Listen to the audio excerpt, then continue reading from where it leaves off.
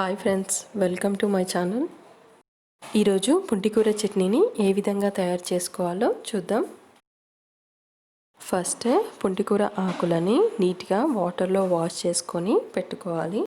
ఇప్పుడు stove on చేసి ఒక ప్యాన్ని పెట్టుకొని ఇందులో వాష్ చేసుకొని పెట్టుకున్న పుంటికూర ఆకులని వేయాలి. ఇందులోనే హాఫ్ గ్లాస్ వరకు వాటర్ని పోయాలి.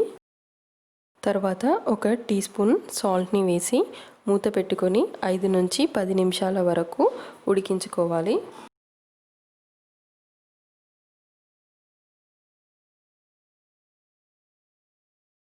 ఉడికించుకున్న పుంటికూరని ఇలా వాటర్ రాకుండా ఒక బౌల్లోకి వేసుకోవాలి.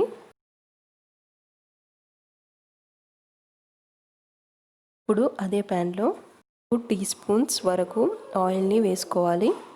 ఆయిల్ వేడయ్యాక ఒక టీ స్పూన్ జీలకర్రను వేసుకోవాలి. తర్వాత ఇందులో 8 నుంచి 10 పచ్చిమిర్చీలను వేయాలి. ఇవి ఆయిల్లో ఫ్రై అయ్యాక కొద్దిగా కరివేపాకును వేసి ఇందులోనే 3 వెల్లుల్లిపాయలను వేసుకొని ఫ్రై చేసుకోవాలి. ఇవి అన్నీ ఫ్రై అయ్యాక కొద్దిగా పసుపును వేసుకోవాలి. వీటన్నిటిని ఒక గిన్నెలోకి వేసుకొని చల్లారాక మిక్సీ జార్లో వేసుకోవాలి. ఇందులో 5-6 వెల్లుల్లి రెబ్బలను వేసుకోవాలి.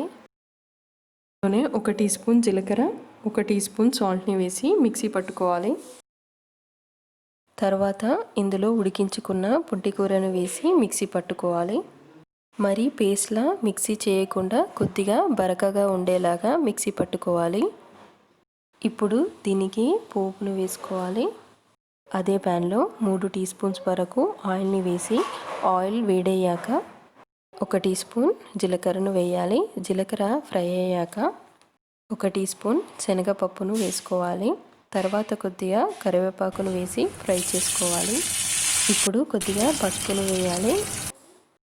ఇందులోనే 1 కప్ వరకు సన్నగా కట్ చేసుకున్న ఉల్లిపాయ ముక్కల్ని వేసి ఫ్రై చేసుకోవాలి.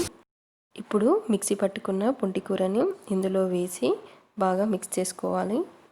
మీరు కూడా ఒకసారి పుంటికూర చట్నీని ఈ విధంగా చేసి చూడండి. ఈ రెసిపీ కనుక మీకు నచ్చినట్లయితే నా వీడియోని లైక్ చేయండి, షేర్ చేయండి, నా ఛానల్ని సబ్స్క్రైబ్ చేసుకోండి.